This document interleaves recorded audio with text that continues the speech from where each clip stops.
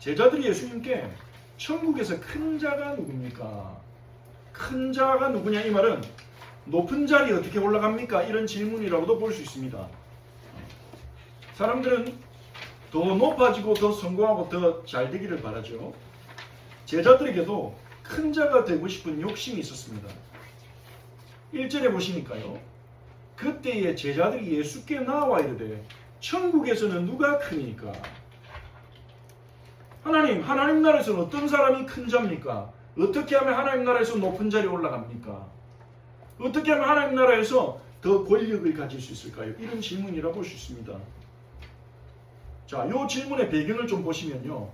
마가복음 9장으로 이렇게 가보면 지금 지난주 우리가 읽은 본문 성전세를 하나님 아들은 내지 않아도 된다. 그 말씀을 예수님 하신 장소가 가버나움에 있는 집이죠. 아마 베드로의 집으로 추정되는데 그 집에 있을 때 예수님 하신 말씀이에요. 근데 그 가버나움에 있는 집에 도착했을 때 마가복음을 보니까요. 예수님이 제자들에게 먼저 물어보셨어요.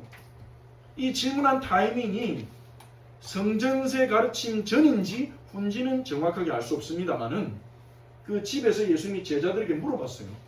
뭘 물어보셨냐? 이 가버나움으로 오는 길에 제자들이 자기들끼리 뭔가를 격렬하게 토론한 거예요. 자기들끼리 막 언성이 높아지기도 하고 예수님은 가만히 들으면서 앞장서서 아마 걸어가셨겠죠. 예수님이 제자들에게 물어보십니다. 너희가 길에서 서로 토론한 게 무엇이냐? 무슨 토론을 했느냐? 그때 34절에 보니까 아무도 대답을 못했어요. 그들이 잠잠하니. 왜냐하면 길에서 토론한 주제가 뭐냐? 서로 누가 크냐 하고 쟁론하였습니다. 누가 크냐? 누가 더 높으냐? 이 예수님의 제자 공동체에서 누가 더 높은지 따진 거예요, 제자들이. 아마도 베드로는요, 나는 예수님이 반석이라고 이름 지어 주셔서 너네 중에 이름 지어 준 사람 있어? 그럼 제자들이 또 아무 말 못하고. 그러니까 각자 자기가 가진 공로를 주장했겠죠. 내가 제일 먼저 예수님 따랐어, 이 사람아. 이러면서.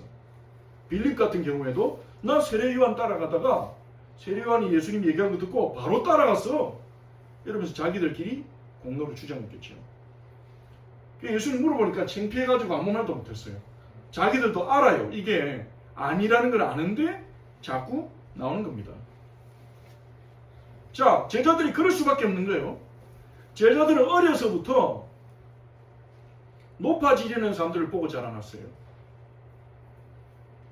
이 유대교 사회에서 바리새인들은 남들 위에서 살아가는 삶을 이 유대인들에게 보여줬어요.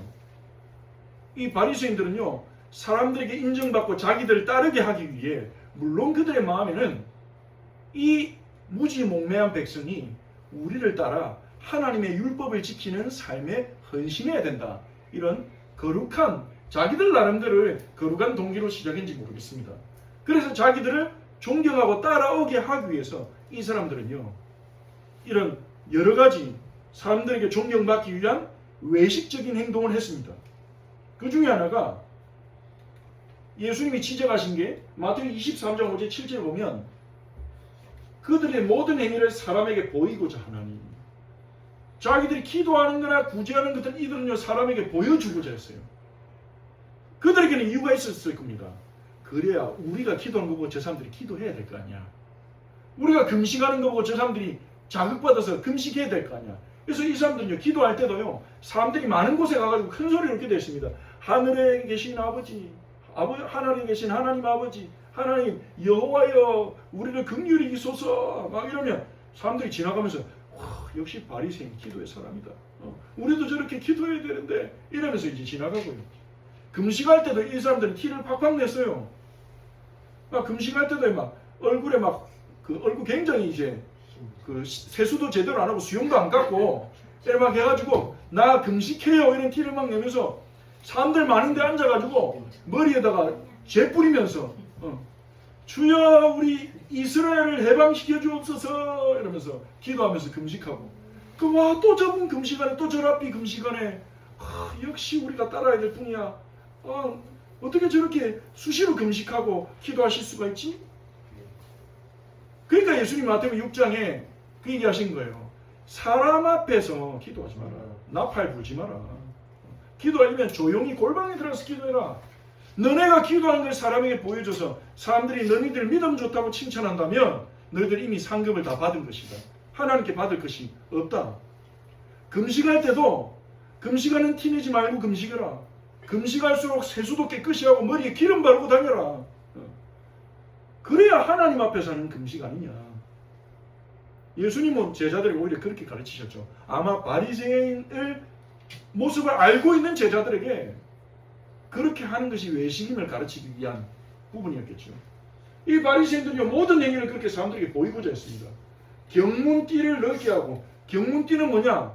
신명기 6장 4절 5절에 이스라엘이 쉐마라고 부른 말씀이죠. 이스라엘아 들으라. 우리 하나님 여호와는 오직 유일한 여호와이시니 너는 마음을 다하고 뜻을 다하고 힘을 다하여 내 하나님 여호와를 사랑해라. 이게 이스라엘의 쉐마입니다.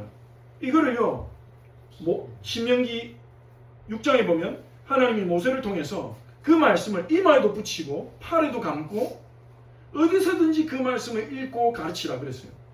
그래서 유대인들은요, 그 경문이 바로 그 말씀이 적힌 그 종입니다. 그거를 상자에 넣어가지고 이마에도 이렇게 띄고 팔에도 감고 그랬어요.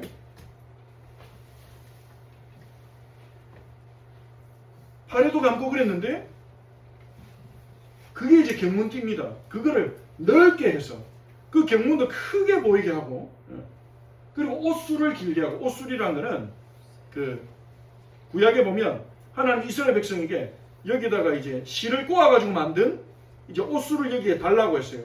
하나님의 백성들은 이 율법에 순종하는 그 옷술을 볼 때마다 나는 하나님의 율법을 지키는 주님의 백성이다. 이 정체성을 기억하도록 그 옷술을요, 옷자락 끝에다가 달아다녔다니까요. 이 옷술도 다른 사람보다 더 길게 했어요. 그리고 잔치의 윗자리와 해당의 높은 자리와 시장에서 사람들에게 인사받는 것과 사람들에게 아이고 랍비님 이렇게 칭함받는 것을 좋아하느니라.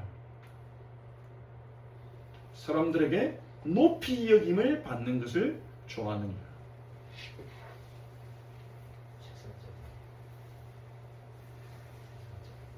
이 사람들은요, 이스라엘 백성에 큰 영향을 줬습니다. 이스라엘 백성들은요, 이런 바리새인들을 보면서 저렇게 하나님 믿어야 되는구나. 저렇게 열정적으로 하나님 믿어야 되는구나. 그러면서 이 바리새인들을 존경했고, 바리새인들은 큰 자였어요. 유대인 중에서. 이런 이들의 모습이 이스라엘 백성에게 누룩처럼 번져간 거예요. 그래서요, 이런 외식을 자연스럽게 생각했어요. 당연하게 생각했어요. 제자들도 마찬가지였어요. 제자들 안에도 이런 외식의 씨앗이 딱 뿌려진 겁니다. 그래서 예수님이 제자들에게 바리새인과 서기관들의 누룩을 주의하라 그렇게 말씀하신 거예요. 그 누룩이 바로 이 마음속에 사람들에게 높게 보이고 싶은, 사람에게 자기의 신앙을 인정받고 싶은, 그래서 다른 사람들보다 존중받고 싶은, 높은 자리에 올라가고 싶은 교만을 말하는 겁니다. 이 교만은요, 우리의 마음속에 잠재되어 있습니다. 이렇게 바리새인들이 보여주지 않아도 우리의 마음에 불쑥불쑥 일어납니다. 그런데 이 유대 사회에서는요, 이런 외식과 교만이요, 이렇게 본보기처럼 퍼져 있었어요. 그러니까 제자들 마음에 이게 올라온 거예요. 틈만 나면 올라오는 거예요. 예수님 말씀 듣고 꺾였다가 또 올라오는 거예요. 제자들은 예수님 만나서 하나님의 놀라운 은혜를 경험했습니다. 제자들 중에 예수님의 부름을 받을 만한, 예수님의 제자가 될 만한 자격을 갖춘 사람 한 명도 없었죠. 그런데 그럼에도 불구하고 예수님은 그들을 부르셨습니다. 나를 따라오너라. 그 부르심 자체가 은혜죠. 이 예수님의 제자들은요, 심령이 가난한 자였고요, 애통하는 자였고, 의에 줄이고 목마른 자였습니다. 그들은 겸손히 주님을 따랐습니다.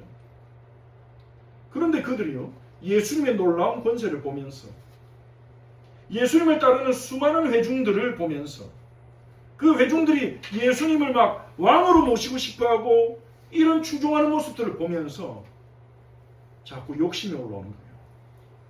은혜를 잊어버리고 자꾸 욕심이 올라오는 거예요. 아, 예수님이 하나님 나라, 우리가 기대했던 이 땅의 지상의 하나님 나라를 세우겠구나. 그러면 내가 그 하나님 나라에서 높은 자리에 올라가야 돼. 너 예수님을 이렇게 헌신하고 따랐잖아. 그들 마음에서요, 큰 자가 되고 싶은, 높은 자리에 앉고 싶은 욕심이 자꾸 올라왔어요.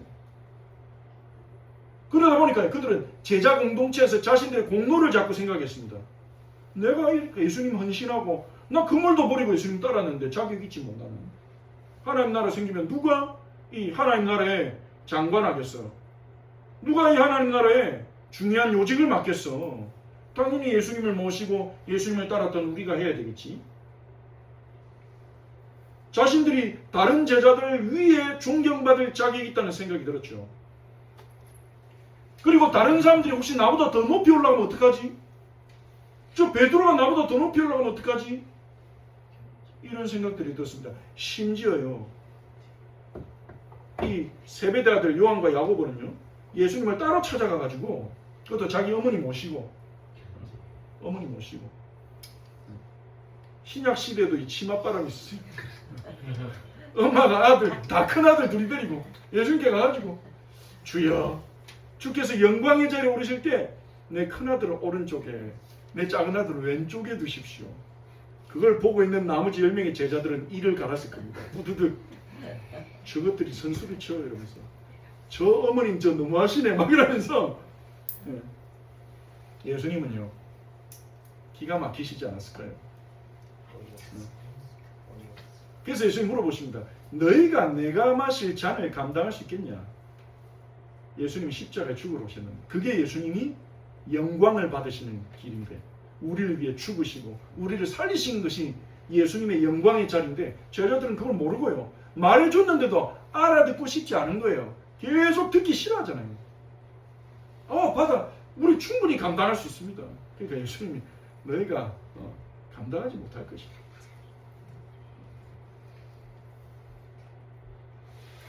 틈만 나면요, 공동체 안에서 자기들의 지분과 헌신을 주장하면서 서열을 정리하려고 했어요.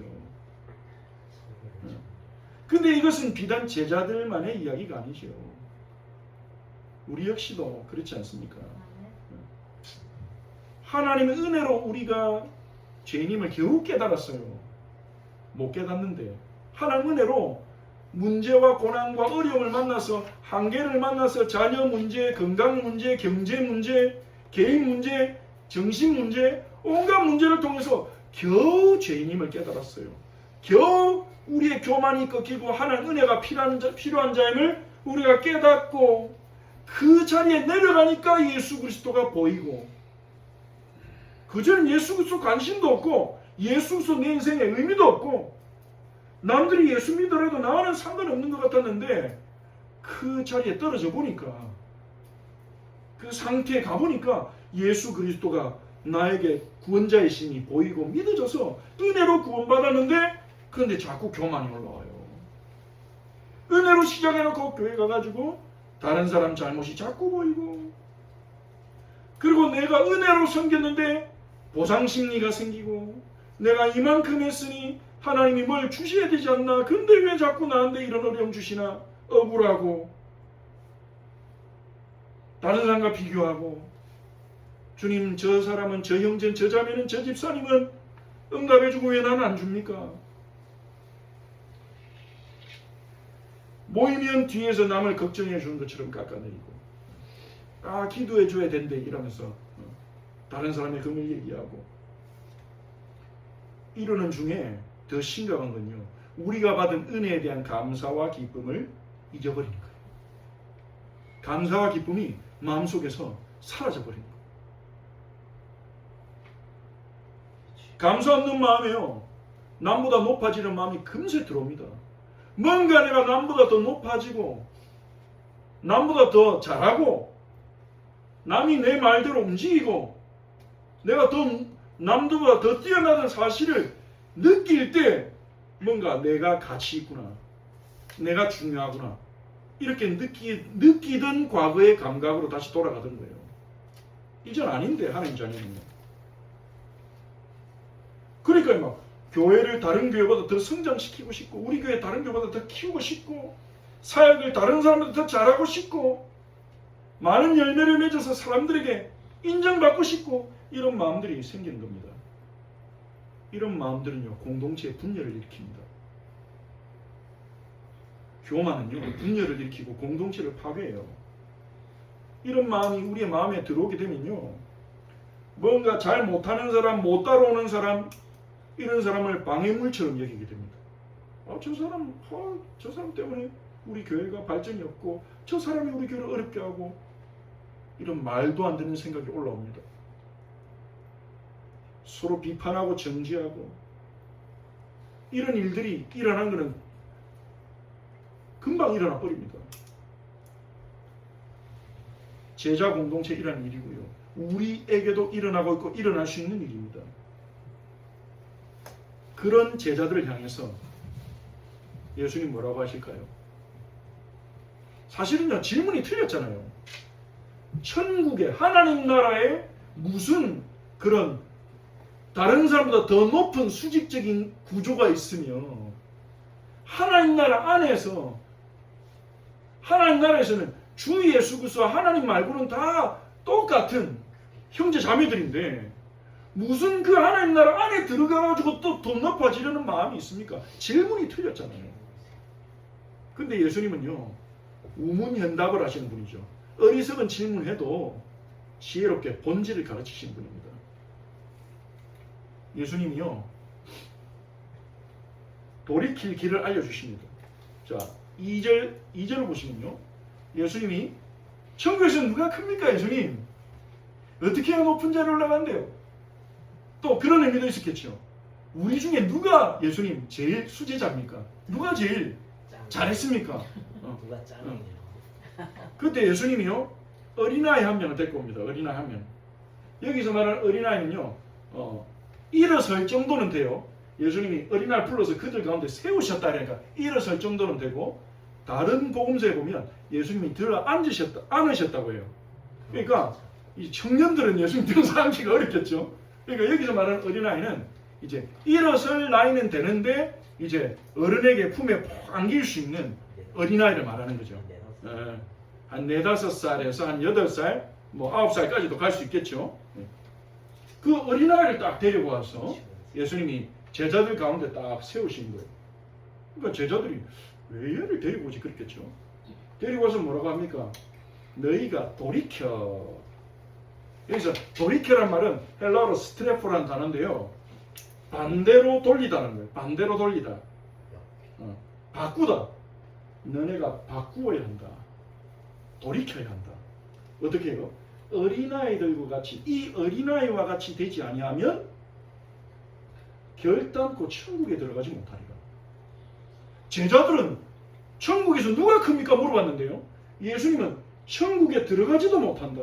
이 어린아이들과 같이 되지 아니하면 그렇게 말씀하신 거예요. 자, 이 말씀은요. 제자들이 어떻게 구원받았는지 생각해 보라는 말씀입니다. 너희들이 잊었구나. 돌이켜라 이 말은 다시 돌아와. 제대로 제정신으로 돌아와 이 말이에요. 너희가 어떻게 구원받았냐? 예수님 당시의 어린아이들은요. 그때 위생이 좋았겠습니까? 위생 상태가 굉장히 안 좋았죠. 그리고 영양도 부족했어요. 그래서 어느 정도 심각했냐? 5세 미만의 사망률이요. 예수님 당시에 50%였어요. 50%에 육박했어요. 둘 중에 하나는 죽는 겁니다. 그러니까 어린이들은요. 언제 죽을지 모르는 존재였어요. 언제 죽을지 모르는 어린이를 그 사회에서 왜 귀중히 여기겠습니까?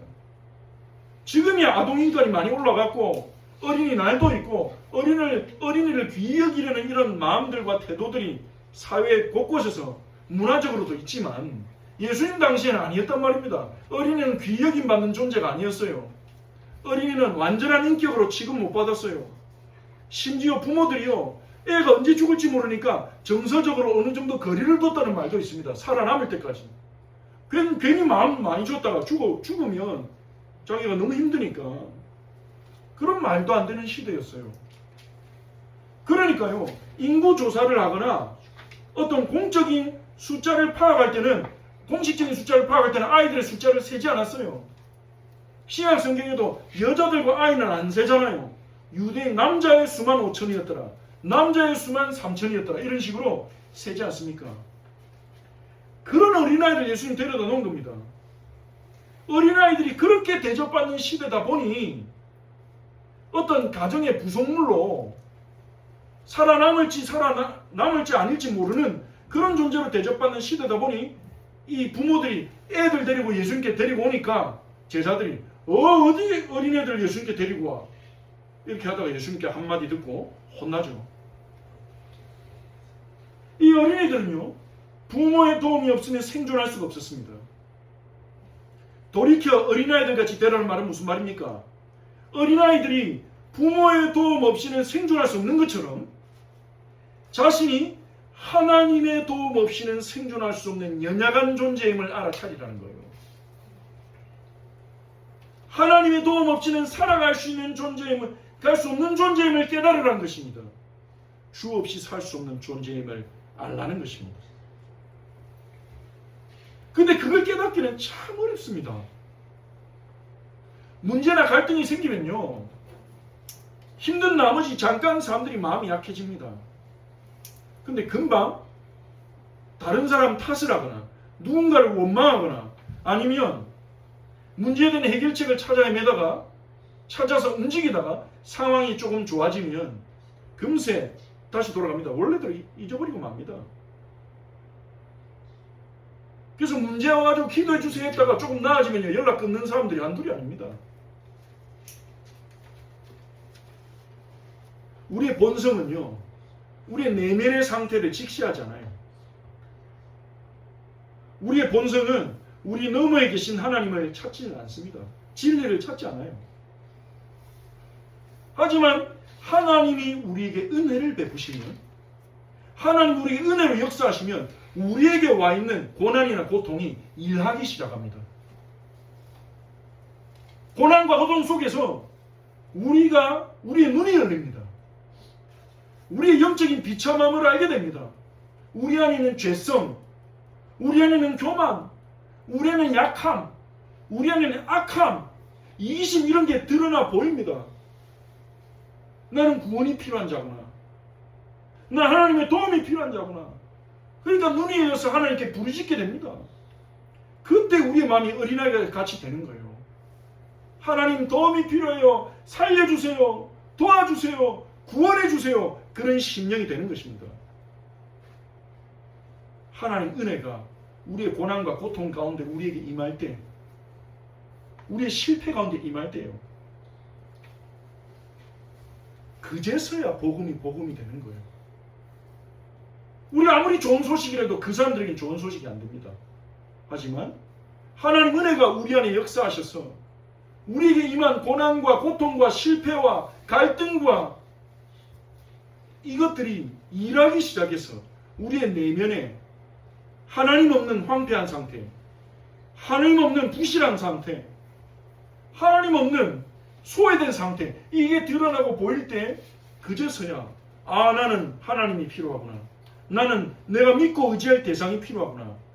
나는 구원자가 필요하구나. 이렇게 우리의 마음이 낮아지는 거예요. 그게 어린아이 같은 마음입니다.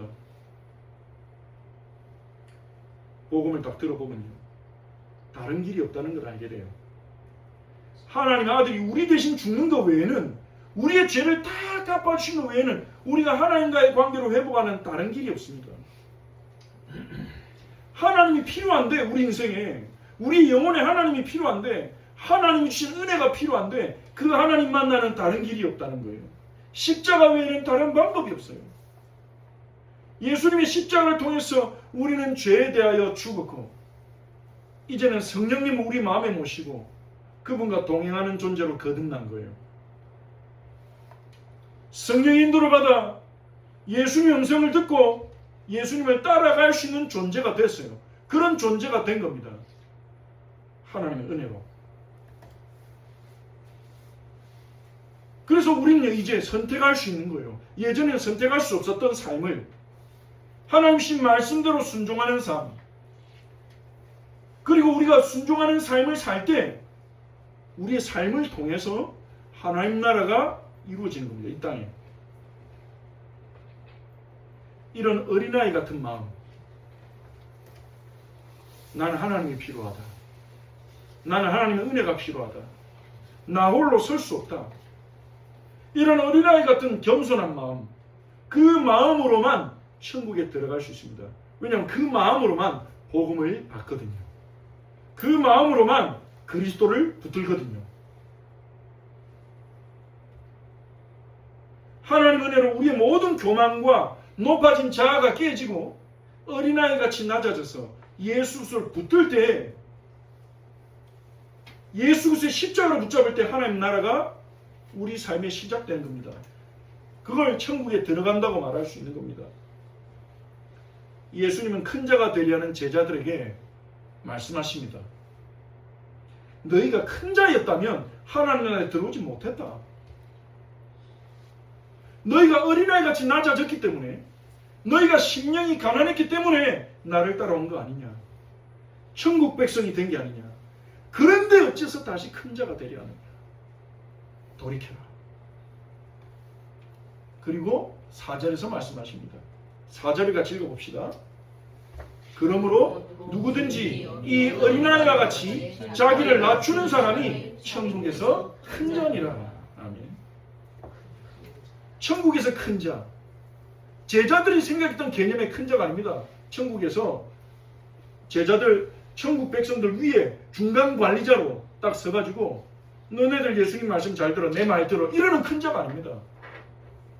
예수님 말씀하신 천국에서 큰 자는요, 천국에서 영향력을 끼치는 자입니다. 하나님 나라에서 영향력을 끼치는 자입니다. 어떤 사람이 천국에서 영향력을 발휘하는 자입니까? 어린아이같이 자기를 낮추는 사람. 자신이 교만해질 수 없는 자라는 걸 알고, 교만할 자격이 없는 자라는 걸 알고 자기를 낮추는 사람이 천국에서 큰 자예요. 교만해질 자격이 없어요, 우리는요. 그리스도 예수 안에서 베푸신 하나님 은혜가 우리를 살린 거 아닙니까?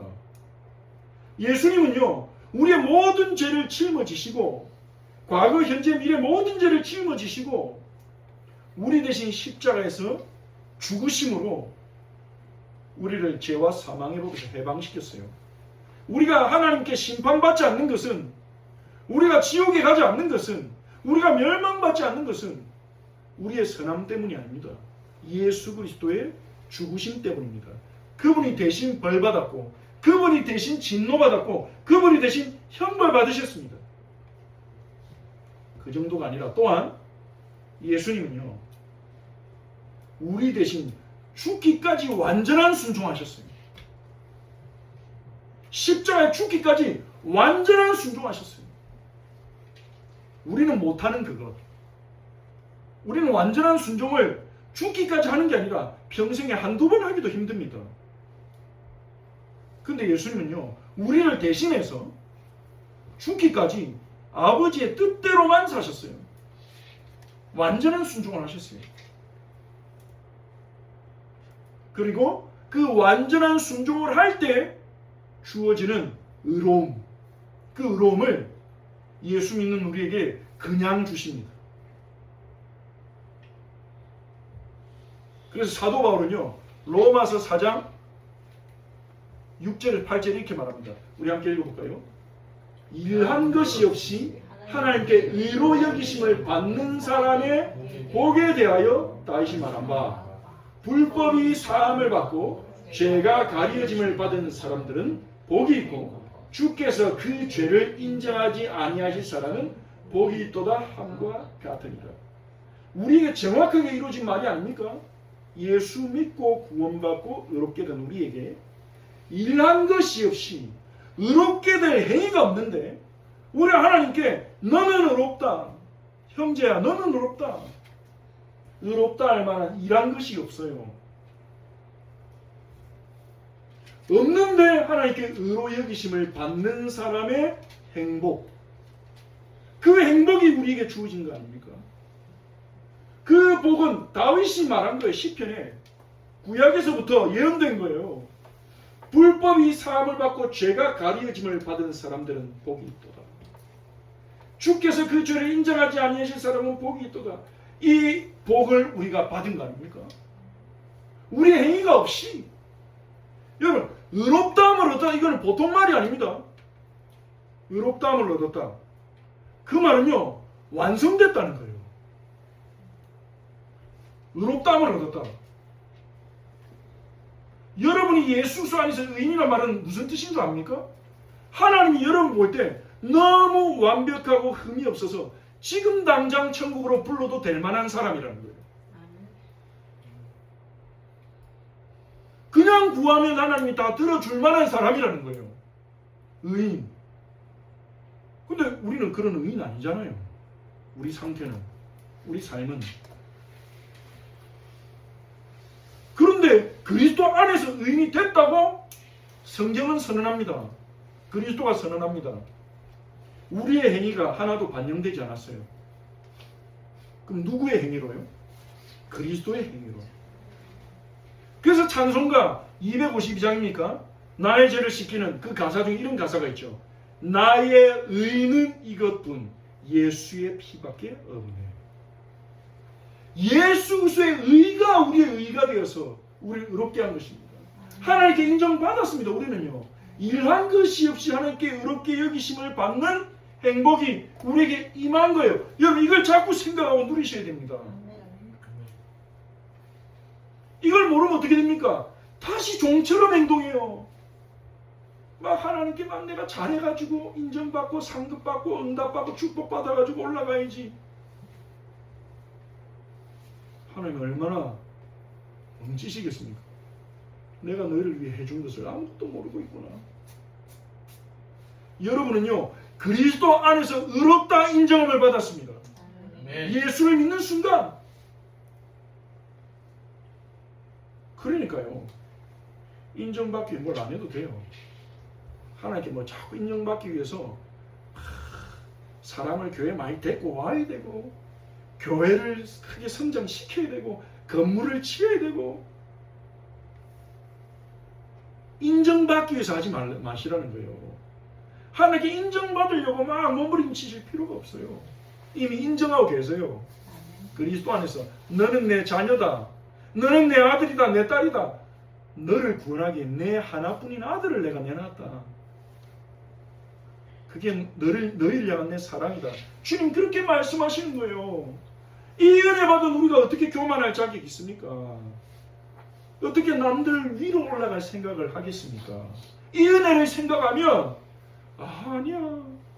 나는 이 은혜에 감사하고 찬양하고 이 은혜를 가지고 내가 평생 나는 다른 사람 섬기며 살 거야.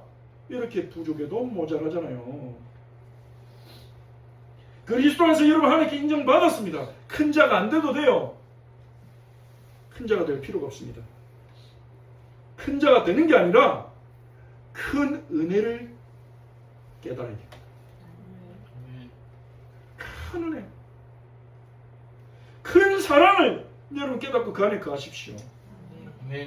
요한복음 15장에서 예수님이 나의 사랑 안에 거해라. 내 사랑 안에서 살아가거라. 내 사랑 안에 거하거라. 예수님 그렇게 말씀하십니다. 그 사랑 안에 거할 때 우리는요 사랑의 열매를 맺게 됩니다. 나는 포도나무고 너희는 가지다. 가지가 내게 붙어 있으면 열매를 맺는 것 같이 너희가 내 안에 거하고 내 말이 너희 안에 거하면 너희가 많은 열매를 맺게 될 것이다. 무슨 열매일까요? 사랑의 열매예요. 예수님의 사랑이 우리 안에서 계속 올라오는 겁니다. 차오르는 겁니다. 우리가 큰 은혜 안에 머무를 때, 큰 은혜 안에 머무를 때,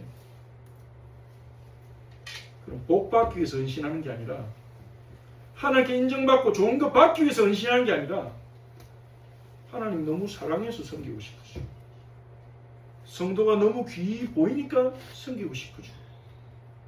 저 사람이 내가 섬기는 거 알아차리든 못 알아차리든 상관없고 내가 베푸는데 감사 안 해도 상관없고 내가 받은 은혜가 너무 커서 내가 받은 사랑이 너무 커서 그러니 우리는 종처럼 하지 말고요. 다시 종이 되지 맙시다. 종처럼 하나님께만 인정받고 뭐 하나님께 상급 받으려고 이렇게 눈치 보면서 덜덜 떨면서 그렇게 신앙생활하지 마시고요. 큰 사랑을 받은 하나님 자녀로서 자발적으로 감사함으로 기쁨으로 하나님과 이웃에게 가까이 나아갑시다. 아멘. 누군가의 신앙생활을 보고 본받으라 이 말이 아닙니다. 물론 우리에게 좋은 롤모델이 있다면 보고 영향받고 따라갈 수 있겠죠. 여러분 스스로 내가 하나님께 이토록 큰 은혜를 받았는데 내가 하나님을 어떻게 섬겨야 될까? 여러분 그 생각할 때 성령께서 여러분 마음을 채워주실 것입니다. 내가 이토록 큰 은혜를 받았는데 우리 성도들을 어떻게 내가 사랑하고 또 이웃들을 어떻게 섬길까 생각하고 질문할 때 성령이 우리 안에서 역사하실 것입니다. 마가복음 9장 35절에 같은 예수님의 가르침의 맥락이죠. 그리고 그 맥락에서 예수님이 이렇게 말씀하셨습니다. 마가복음 9장 35절에 우리 같이 함께 읽어봅시다. 예수께서 앉으사 12제자를 불러서 이르시되 누구든지 첫째가 되고자 하면 무사람의 끝이 되며 무사람의 승리자가 되어야 하리라 하시고. 아멘. 어린아이를 데려와서 너희가 이 어린아이처럼 되어야 한다 이렇게 말씀하신 다음에 첫째가 되고자 하면 이 말은 천국에서 정말 너희가 큰 자가 되고 싶냐? 그러면 무사람의 끝이 되라. 무사람의 끝이란 말은 뭡니까? 모든 사람의 종이 되란 말이에요. 모든 사람의 종이 되라. 모든 사람의 종이 되라는 말은요, 늘 다른 사람 심부름하고 다니란 말이 아닙니다. 그렇게 살 수도 없죠. 우리의 생각이 바뀌는 거예요. 다른 사람이 나에게 무엇을 해줘야 하는가 보다 내가 저 사람을 어떻게 섬길 것인가 그걸 먼저 생각해 보는 겁니다. 아니 내 아내가 나한테 이걸 해줘야 되는데 왜 안 해줘? 이게 아니라 내가 저 사람을 어떻게 도울 수 있을까?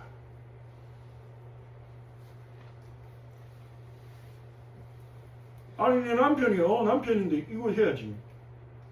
교회 장로님인데 이렇게 해야지. 집사님도 이렇게 해야지. 내가 받을 권리보다 내가 가진 권리보다 내가 받아야 될 것보다 내가 저 사람 어떻게 섬길까? 그런 사람을 통해서 변화됩니다. 가정이 변화되고 교회가 변화됩니다. 근데 그렇게 하기 위해서는요, 큰 은혜가 내게 임해야 돼요. 그거는 내 힘으로 할 수 있는 게 아니죠. 그리고 종은요 늘 주인의 눈치를 살피잖아요.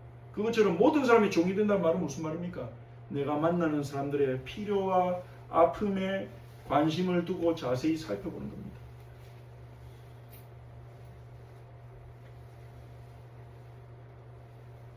그리고 아무도 내 밑에 두지 않는 거예요. 저 사람 나보다 밑에 있어. 이런 생각을 하지 않는 겁니다. 내가 제일 모자라다. 내가 제일 낫다. 빌립보서 2장 3절 함께 읽어봅시다. 아무 일이든지 다툼이나 허영으로 하지 말고 오직 겸손한 마음으로 각각 자기보다 남을 낮게 여기고. 이 밑받침이 중요합니다. 지읒이 되면 안 됩니다. 낮게 여기면 안 됩니다. 각각 자기보다 낮게 여기고. 당신이 나보다 낫습니다. 우리 옆에 있는 형제 자매님들 한번 말합시다. 당신이 저보다 훨씬 낫습니다. 당신이 저보다 훨씬 낫습니다. 낮게 여기세요.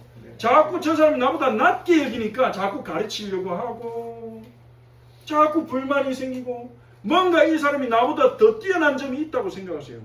안 보여도 하나님의 사랑받은 자잖아요.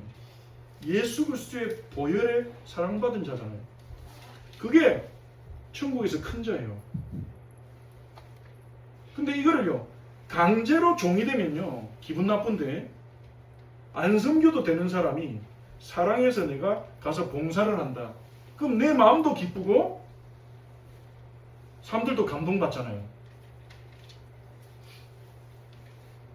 군대에서 제일 밑에 있는 이병이 늘 위에서 시키는 거 하면요. 나 언제 진급해가지고 이 짓 하나. 안 하나 이래 되겠지만 장군이 딱 와가지고 그 이병의 옷에 이제 단추가 떨어진 걸 보고 와가지고 싹 이제 손 봐주고 힘내게 이러면 사람들이요, 와, 저 사람이 본인도 기분 안 나쁘고 다른 사람 볼 때도 다르잖아요. 높은 자가 섬기는 거는요 감동을 줍니다. 힘 있는 자가 섬기는 거는 감동을 줍니다. 그건 굴욕이 아닙니다. 우리는 하나님의 자녀의 복을 받은 사람입니다. 그 자부심과 그 크신 은혜와 사랑을 가지고 낮아지는 거예요. 그게 예수님의 방법이었습니다. 예수님이 모든 사람의 종이 되셨습니다. 근데 우리의 힘으로 이렇게 할 수가 없습니다. 잠시는 흉내낼 수 있겠지만 우리의 의로는 지속하기는 어렵고요. 또 해낸 만큼 또 우리 안에 교만이 올라올 거예요. 나는 이 정도 했는데 왜 저 사람은 안 하냐? 내가 이렇게 섬기고 있는데 왜 저 사람은 내 섬길 생각이 없을까? 이러면서 또 판단하고 정죄하게 될 수 있습니다. 온전하게 모든 사람의 종이 되어서 섬기신 분은 단 한 분밖에 없습니다. 바로 우리 주 예수 그리스도. 우리가 예수님을 믿고 따라갈 때 우리는 그분의 형상으로 변화되고요. 그분의 사랑이 우리 안에 역사할 때 우리 안에 큰 자가 되려는 교만은 사라지고 예수님처럼 다른 사람을 사랑하고 섬기는 기쁨을 배우게 될 것입니다. 예수님은 제자들과 우리들을 이 자리로 부르시는 거예요. 그러니까 돌이켜라. 돌이켜라. 다시 너희가 은혜 받은 그 상태로 돌아가거라.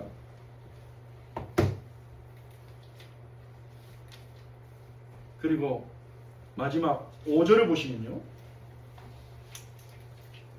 누구든지 내 이름으로 이런 어린아이 하나를 영접하면 곧 나를 영접함이니 이러셨습니다.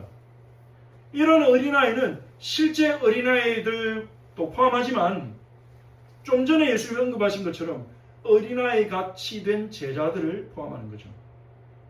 어린아이 같이 낮아진 제자들, 즉 성도를 말하는 겁니다. 내 이름으로 이 말은 나 때문에 이거와 같은 뜻입니다. 나 때문에, 예수님 때문에, 예수님 주신 사랑 때문에, 예수님 베푸신 은혜 때문에 사회적으로 존중받지 못하는 약자들, 어린아이들, 그리고 마음이 낮아진 하나님의 백성들, 성도들, 형제 자매들을 영접하는 자. 영접한다는 말은 받아들이고 친절을 베푸는 거죠. 그건 예수님께 친절을 베푼 것과 같다. 예수님은 가르쳐 주시는 거예요. 예수님을 사랑하고 예수님을 영접하고 예수님께 친절을 베풀 수 있는 방법을 알려주시는 거예요.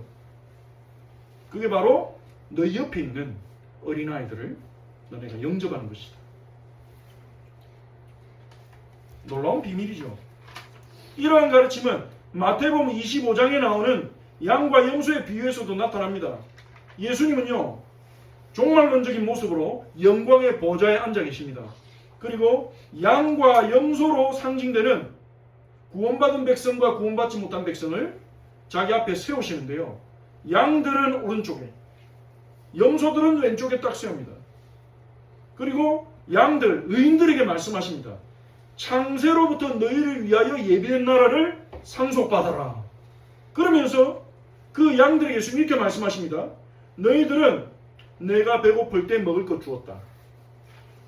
내가 목마를 때 마시게 했다. 내가 나그네로 떠돌아다닐 때 나를 너네 집에 초청해서 영접했다.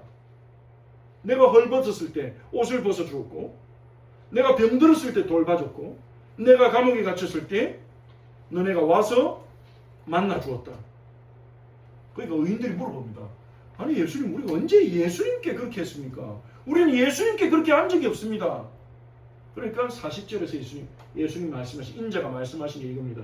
우리 같이 읽어보겠습니다.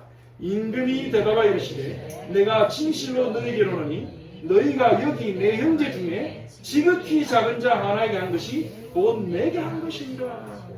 아멘. 어린아이 같은 지극히 작은 자, 내 형제 중에 성도들, 구원받은 백성들, 성도들을 그렇게 귀히 여기라는 거예요. 지극히 작은 자, 어린아이 같은 자, 그들에게 한 것이 내게 한 것과 같다.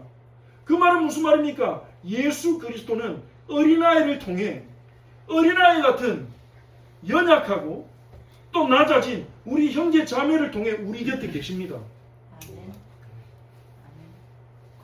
우리가 그 지극히 작은 자, 어린아이 같은 형제 자매들을 사랑하고 그들에게 친절을 베풀 때 예수님을 사랑하고 섬길 수 있는 거예요.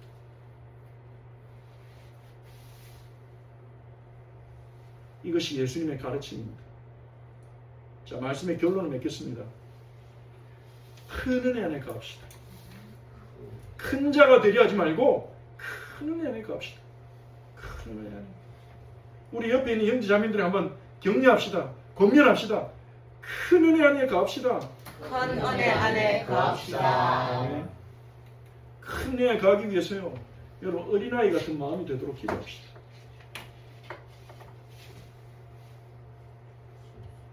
어린애 같은 마음 어떤 마음이라고요? 나는 연약하다. 나는 죄인이다. 하나님 은혜 없이는 할 수 없다.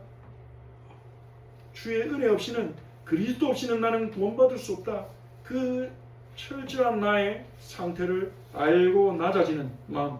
한마디로 말하면 겸손한 마음. 영적으로 겸손한 마음입니다. 그런 마음이 되도록 기도합시다. 내 마음에 나 요즘 좀 겸손한 것 같은데, 그런 마음이 들면 여러분 겸손한 마음입니까? 교만한 마음입니까? 누가부터 교만. 우리 마음이 그렇게 되는 거예요. 좀 겸손하게 살다 보면 그런 마음이 또 올라와요. 나 요즘 좀 겸손하게 하는 것 같은데, 그렇게 뭔가 딱 돼버리는 겁니다. 그러면 나 교만해졌구나. 내가 교만해졌구나. 이걸 깨닫는 게 겸손한 마음이죠.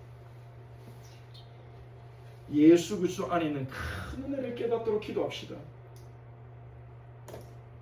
우리를 의롭게 하시는 애, 우리를 죄로부터 건져내시는 애, 그 은혜를 깨닫고 그 은혜 안에 머물며 그 은혜로 충만해지시기 바랍니다. 네. 그 사람은 예수님을 즐겁게 따라갈 수 있습니다. 그리고 예수님 때문에, 예수님을 위하여 어린아이 같은 한 사람을 섬깁시다.